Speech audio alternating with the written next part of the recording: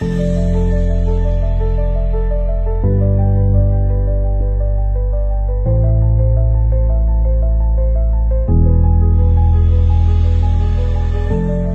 حمیدالله مسرور است. 10 سال میشه که در حوزه فعالیت‌های اجتماعی و مخصوصا در فعالیت‌های مدنی و حقوق بشری فعالیت کردیم. تا بال 3 تا نهاد بنیانگذاری کردیم یا تأسیس کردیم.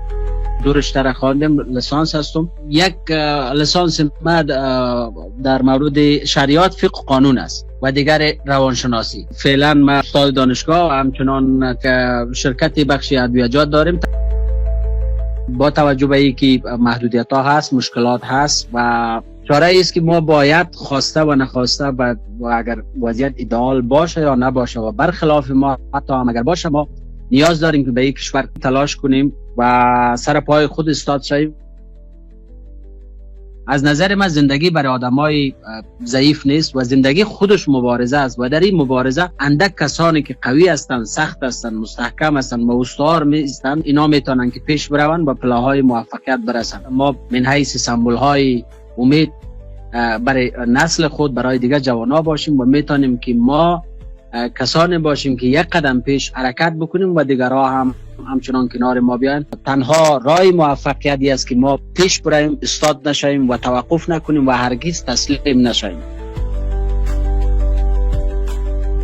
اگر یک کشوری را هر چیز از بین میره ممکن روزی پس جبران شود، ولی اگر ذهن یک تعداد یک ملت اگر خراب شود، فکرش خراب شود، انگیزه از بین بره، شوق و اشتیاق و امید و آینده از بین بره، بازی متاسفانه که جبران ناپذیره.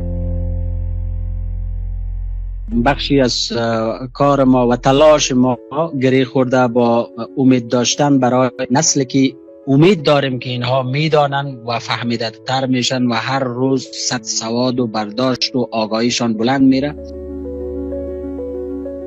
که مردم نسبت به تحصیل، نسبت به درس و دانشگاه و اینا خیلی کم علاقه شده متاسفانه، چون امید انگیزه ها از هم رفته. ولی در این بخش، در این آشفته بازار یک تعداد اندکی هست که هنوز هم امید دارن و هنوز هم تلاش میکنن، به صنف ها هستن، میرن درس میخوانن و ما میبینیم هر روز به صنف حاضر هستن، انگیزه وارد صنف میشن.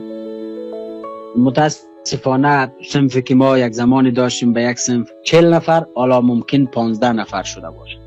ما به عنوان یک فردی که بسیار عادی هستم و اگر خدای از قضا ما یک کاری وطن باشم، یک بحثی آموزش به حدی زمینه سازی میکنم که به پشت کویی که 2 خانه 1 خانه زندگی میکنه، اونجا هم مردم مکتب بخونه، اونجا هم مردم به سطح آگاهیشان دسترسی داشته باشه به خاطر تعلیم. و بحث دوم اشتغال زایی است که این را از کوچکترین به خیر شروع کردیم و آغاز کردیم، بس انشالله که پیش میریم.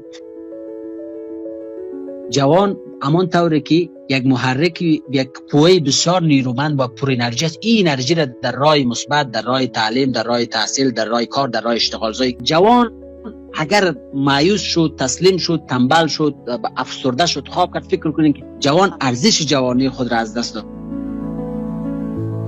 مفاهمه و مذاکره و بحث و گفتگو بالای موضوعاتی که در هر موضوعی که فکر میکنین میتونه که ما را به یک حل مسئله سوق بده و ما را نزدیک بکنه به موفقیت، به کامگاری، به نظم جامعه.